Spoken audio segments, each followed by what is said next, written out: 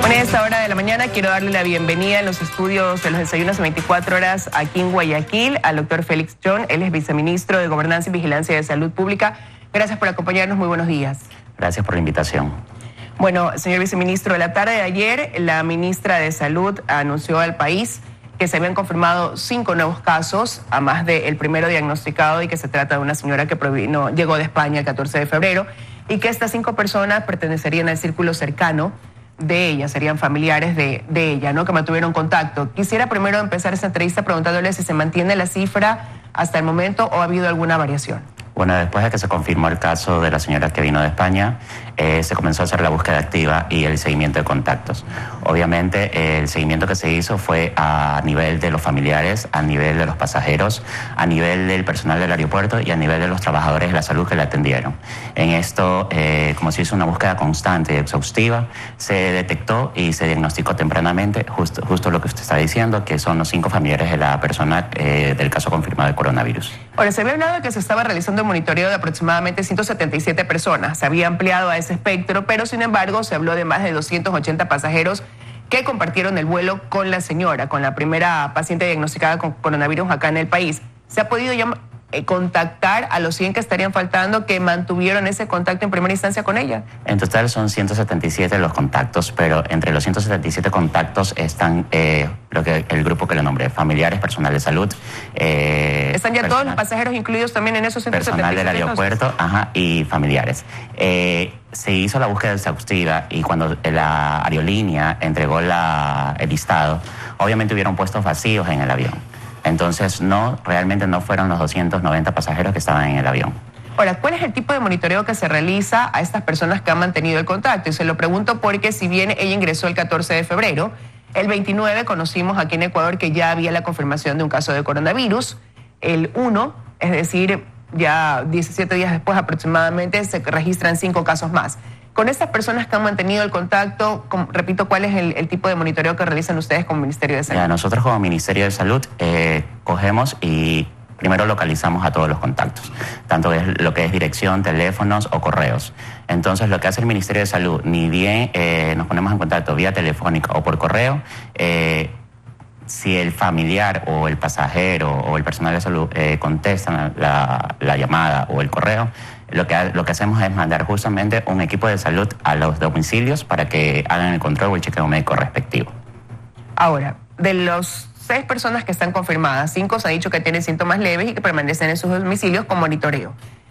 En el caso de estas otras personas que ustedes ya han contactado, puede ser que no tengan síntomas al momento y se mantienen en cuarentena. ¿Qué tipo de restricción tienen quizás por el tiempo que toma en incubarse, ¿no?, este virus? Entonces, ¿tienen ellos algún tipo de restricción, medidas que cumplir? Cuando se los ha contactado, se les explica las medidas de prevención. Y entre esas medidas de prevención está, primero, sensibilizarlos, ¿no? Y decirles de que tienen que cumplir un aislamiento o una cuarentena de 14 días y que no pueden salir hasta que pasen los 14 días. Pero ¿qué pasa cuando alguien infringe quizás esa recomendación? Porque se hablaba precisamente de un estudiante que está en este proceso de cuarentena y que había salido a su universidad a rendir un examen. Entonces, ¿qué pasa ahí cuando esta persona, que puede ser que no tenga todavía los síntomas, pero que los pueda llegar a desarrollar después, quizás violó o no cumplió con este mecanismo de prevención que ustedes recomiendan? Con respecto a ese estudiante, se hizo el análisis y la investigación respectiva. La estudiante se hizo a la universidad antes de detectar el caso. Entonces, después se la contactó y en este momento está en aislamiento. Pero partiendo de eso, yo lo que quiero llegar es al hecho de qué pasa si alguien que está en este proceso de cuarentena actuara de esa forma. Es decir, hace caso omiso de esto que ustedes le han dicho que es como un mecanismo de prevención, el permanecer en su casa, el no salir, el esperar 2 semanas hasta ver que no haya la evolución precisamente del virus, sino que más bien dentro de ese tiempo decide salir sin saber si es que en algún momento puede llegar a desarrollar o no el coronavirus. Bueno, en ese momento el Ministerio de Salud Pública estamos evitando de que suceda eso. Por ejemplo, con los casos confirmados o con los casos que están en ese momento de aislamiento, el Ministerio de Salud Pública ha enviado equipos de salud en los cuales más o menos van 2 o 3 veces al día a monitorear la casa. Aparte también nos pusimos en contacto con el Ministerio del Gobierno para que nos ayuden justamente con las unidades policiales a dar seguimiento a todos estos contactos. Ahora, hasta el día de ayer se decía que la señora de 71 años permanecía con un pronóstico reservado en uno de los hospitales asignados para tratar a los pacientes que se vayan confirmando con este virus. ¿El diagnóstico continúa siendo el mismo? ¿Ha habido quizás una evolución de mejoría en su estado? En este momento sí, en estado crítico y pronóstico reservado. Pronóstico reservado. Ahora, días atrás se informó que en caso de que se presentara el COVID-19 acá en el país, pues había una red de hospitales que estaban asignados a nivel de país para poder atender estos casos. Se habla de un hospital especial precisamente para estos casos, a más de los 14 que conforman la red. Ahora, ese hospital está acá en Guayaquil y lo pregunto a propósito de que la mayoría de los casos confirmados están acá en nuestra ciudad. Hay en Babahoyo también, pero la mayoría están acá en el puerto principal. Bueno, tenemos 15 hospitales que están listos para atender la enfermedad, los cuales reúnen todas las medidas de control de infecciones, los cuales cuentan justamente con área de aislamiento. Entre esos 15 hospitales los tenemos distribuidos en las diferentes provincias: Guayaquil, Quito, Tulcán, Esmeralda, Galápagos, Sucumbíos. Por seguridad realmente de los pacientes no se puede decir el lugar donde está justamente el hospital, al menos donde en ese momento se está atendiendo a la señora. Lo cual, bueno, es correcto, ¿no? Pero sin embargo, por un lado se habla de ese mecanismo de seguridad, pero hemos visto cómo a raíz de que hubo la noticia del primer caso confirmado acá en el país de coronavirus, se comenzó a regar información a través de las redes sociales, circular documentos del mismo hospital donde la señora habría recibido, de una clínica privada donde habría recibido asistencia en su primer momento. Hemos visto cómo la gente, quizás no siendo consciente, más bien busca la manera de hacer hasta cierto punto daño, de mofarse de algo, de una realidad que estamos viviendo. En ese sentido, ¿qué medidas buscan ustedes adoptar o qué tipo de investigación se puede realizar para poner un alto a eso, que contribuye a generar por un lado pánico y por otro lado expone también a aquellas personas y a los familiares de esas personas? Si bien es cierto, hay que identificar quién es para poder establecer esa red de contactos que tuvo y evitar que el contagio se propague. Eso es una cosa, pero otra cosa es violar esa intimidad y, como digo, hacer un sinnúmero de cosas que afectan a esa persona, que vulneran su privacidad y a su familia. ¿Qué acciones están tomando quizás también ante eso? Bueno, yo quiero hacer un llamado a la comunidad, la verdad. Yo creo que ante todo los pacientes o los pasajeros o los contactos de estos familiares y tanto la paciente merecen respeto. El Ministerio de Salud Pública en este momento está haciendo los análisis y las investigaciones del caso, justamente para tomar las medidas disciplinarias respectivas. Por ahí ha circulado una serie de información, ¿no? Ayer justamente le consultaban eso a la ministra porque circula en redes sociales una información de parte del primer centro hospitalario donde ella recibió atención, donde decían que no era coronavirus, sino una neumonía adquirida, una neumonía ciudadana adquirida, y eso de ahí conlleva que la ciudadanía entre quizás en cierta duda. Se ha dicho que el único instituto autorizado quienes tienen los reactivos es precisamente el instituto adjudicado al Ministerio de Salud. ¿Podríamos clarificar esa situación, señor viceministro? ¿Están solamente en manos de, como digo, del Ministerio de Salud poder utilizar los reactivos y determinar si hay casos de coronavirus o no? ¿O tienen estos hospitales privados también la capacidad de realizar ese análisis y de dar ese diagnóstico? Primero, quisiera también decirles a la comunidad que se informen por los canales oficiales. No crean a los medios sociales, a las redes sociales o a los medios de comunicación que están mal informando. El Ministerio de Salud Pública es el único que cuenta con el único laboratorio del Centro Nacional de Influenza avalado por la CDC y certificado por la CDC de Atlanta. No hay ningún otro laboratorio a nivel del país que cuente justamente con este aval o con este certificado. Esos documentos que estuvieron en las redes sociales, si uno se fija o lee detalladamente o acerca de la foto, en la parte del documento lo que da negativo es para el estudio de los demás virus respiratorios. ¿A qué me refiero? Para lo que son influenza, virus sincitial respiratorio. Pero en ningún momento en ese documento habla sobre el coronavirus. Y como dije y vuelvo a recalcar, el único laboratorio certificado por la CDC de Atlanta es el Centro Nacional de Influenza, que lo tiene solamente el Ministerio de Salud Pública y que se encuentra en el INSPI. Bueno, y a partir de todo esto, de todo lo que ha activado el gobierno a través del Ministerio de Salud, nos ha llegado a muchos ya un mensaje de texto donde dice que si presentamos ciertos síntomas podemos comunicarnos a través de un call center al 171 para poder requerir la atención en casa. ¿Podría quizás también detallar cuáles son los procesos que se activan una vez que una persona que siente algún síntoma febril, que tiene tos, que tiene dificultad respiratoria, se comunica al 171. ¿Cuáles son los pasos ya que ustedes activan? El 171 es una línea de información básica donde les van a dirigir qué es lo que tienen que hacer, ¿no? Por ejemplo, yo llamo y digo, tengo tos, fiebre. En ese momento se activan todos los protocolos para hacer el agendamiento respectivo en los establecimientos de salud del Ministerio de Salud Pública.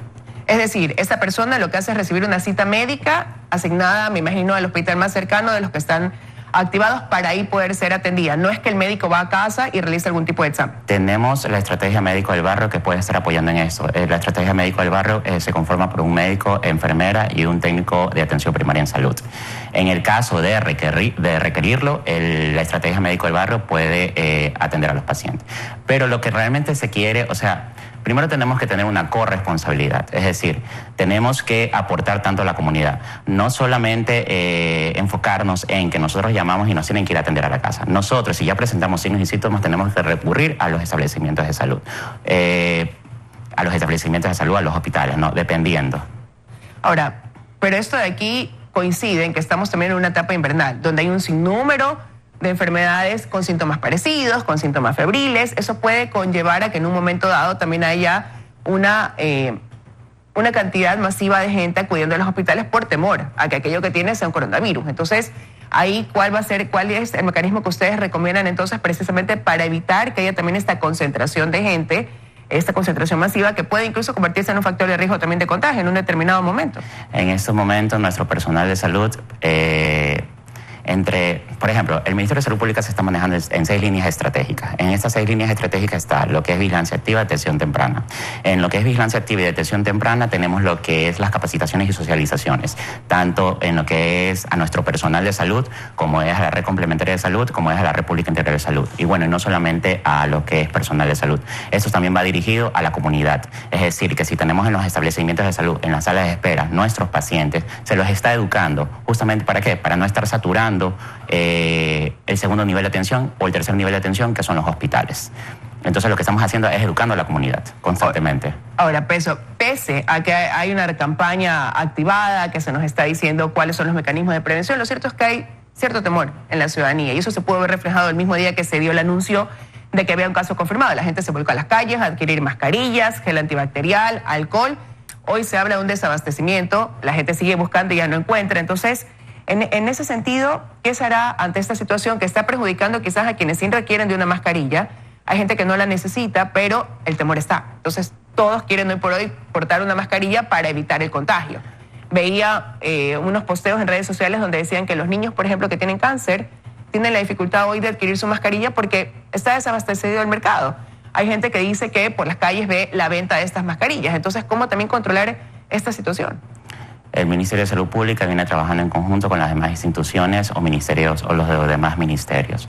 Se les ha solicitado justamente de que se capacite o se eduque a todo el personal y que transmitan esto. Es decir, por ejemplo, quienes realmente deberían utilizar la mascarilla son las personas que presentan signos y síntomas. ¿Para qué? Para evitar propagar la enfermedad o diseminarla. El personal de salud de nosotros, el que atiende directamente al paciente, tiene que utilizar lo que es un respirador N95, que es diferente a la mascarilla quirúrgica. Mascarilla quirúrgica solamente tienen que utilizar, vuelvo a repetir, los pacientes que presentan signos y síntomas. Yo creo que la gente tiene un mal concepto, ¿no? O tal vez no tienen un desconocimiento. La mascarilla realmente no es lo que los va a proteger totalmente. Lo que realmente nos va a proteger es aplicar las medidas preventivas, que son el lavado de mano, después de lavarme la mano, utilizar alcohol gel. En el caso de que presente signos y síntomas, utilizar la mascarilla para evitar propagar la enfermedad y evitar contagiar a las demás personas o a la población. Y evitar concurrir a lugares donde hay conciertos masivos o cosas públicas masivas.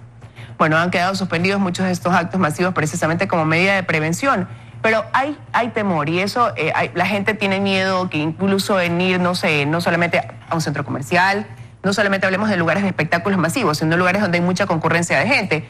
Quizás el mismo hecho de poder salir y comer, el tocar algún objeto, porque dicen no, inmediatamente si aquí alguien que estuvo con el virus tocó esto de aquí, yo también lo voy a tocar, entonces me voy a enfermar. Cuán importante es clarificar también esa información para que la gente tenga muy claro y preciso cuál es la vía de contagio real y, como usted decía, esa vía de prevenir y de ayudarnos a no contraer la enfermedad.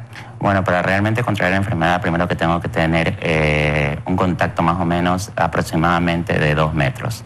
Si yo tengo un contacto con la persona que tiene signos y síntomas más o menos de 2 metros y me estornudó o me tosió, puedo a lo mejor correr el riesgo de contraer la enfermedad. Si realmente no tengo ningún contacto alrededor de los 2 metros o más de 2 metros, no voy a correr el riesgo de contraer la enfermedad.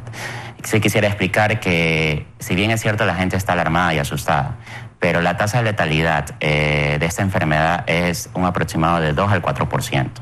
Más bien, la tasa de letalidad de la influenza es un aproximado del 10%. Entonces yo creo que la población no tiene por qué alarmarse. Aparte, esta enfermedad afecta más a las personas de los grupos vulnerables. ¿A qué me refiero a esto? A personas con trabajadores de la salud, personas privadas de libertad, personas que presentan enfermedades crónicas no transmisibles como diabetes, hipertensión, insuficiencia renal, embarazadas, niños menores de 5 años, personas adultas mayores. Entonces, estas personas son las que tienen realmente más riesgo de contraer la enfermedad. No significa que son los que realmente se van a enfermar, pero porque pueden tener el sistema inmune elevado, a lo mejor no adquieren la enfermedad, pero son las personas que corren más riesgo de contraer la enfermedad. Con este grupo de personas, grupos vulnerables, ¿funciona alguna otra medida de prevención más allá de lo que usted ha dicho, el constante lavado de manos, el protegerse, quizás si ven que hay una persona que está con algún síntoma, no estar cerca de ellas, no acudir a sitios masivos, el cubrir su rostro al momento de toser o estornudar, pero alguna otra cosa que ayude quizás que ustedes recomienden a elevar esas defensas, a fortalecer ese sistema inmune, sobre todo por los dos extremos que usted mencionó, los niños menores de 5 años y los adultos mayores que suelen tener alguna complicación en su salud ya con algún otro tipo de enfermedad? Bueno, yo creo que la mejor medida para aumentar el sistema inmune de cualquier persona es una buena alimentación. Y a una buena alimentación me refiero a comer adecuadamente, es decir, vegetales, proteínas y carbohidratos en las raciones respectivas. ¿Funciona este tema de también quizás reforzar la ingesta de vitamina C? Mucho se escucha de eso hoy, de alcalinizar el cuerpo, de elevar, como digo, esta ingesta de vitamina C, de colocarse estos sueros. Hay un sinnúmero de información que comienza a circular y por eso es mejor incluso recurrir a la fuente autorizada, ¿no? Ustedes como ministerio. Sí, funciona. Ahora, se han reforzado controles en aeropuertos y puertos también de la ciudad, se han extremado medidas porque ya se venían haciendo controles, pero quizás han ampliado este protocolo en estos 2 puntos de entrada. En ese sentido sí quisiera dejar en claro, el Ministerio de Salud Pública viene trabajando en lo que es fortalecimiento de los puertos, aeropuertos y zonas fronterizas hace mucho tiempo atrás. ¿Por qué? Porque no solamente tenemos que estar preparados para ahora que se viene el coronavirus. Se han venido otras epidemias como es la influenza, ébola, dengue. Entonces siempre hemos tenido protocolos adaptados para este tipo de eventos. En este momento sí, es verdad, se ha intensificado, se ha fortalecido los puntos de entrada como los puertos, aeropuertos y las zonas fronterizas. Hemos procedido a... Antes teníamos, por ejemplo, 2 médicos, un médico epidemiólogo y un médico que atendía. En este momento no. Contamos, por ejemplo, en el aeropuerto de Guayaquil con 16 médicos, 16 enfermeras que están haciendo turnos rotativos de 24 horas, tanto en Guayaquil, Quito y en los demás puertos y aeropuertos y zonas fronterizas. Aparte, estamos trabajando articuladamente con el Seguro Social, quien realmente también va a aportar con más personal de salud para reforzar justamente los puertos, aeropuertos y zonas fronterizas. Ahora, y para concluir la entrevista, señor viceministro, quisiera preguntarle cuál es la situación de los 5 ecuatorianos que fueron trasladados de Wuhan a Ucrania. El estado de salud de ellos se los mantuvo en cuarentena, se los mantenía en cuarentena hasta ver cómo iba evolucionando su salud. ¿Qué podrían informarnos quizás al respecto? Con respecto a los estudiantes que van a ser repartidos y que se encontraban en Wuhan y que en ese momento están en Ucrania, clínicamente están estables, no presentan signos ni síntomas y en este momento siguen en Ucrania y realmente quien está manejando este tema es la Cancillería del Ecuador. Sí, como están hoy por hoy todos comunicados o conectados de alguna otra manera por este tema, aprovecho su presencia aquí para preguntarle. Quiero agradecerle que haya estado con nosotros aquí en los desayunos de 24 horas dando mayores detalles de los protocolos.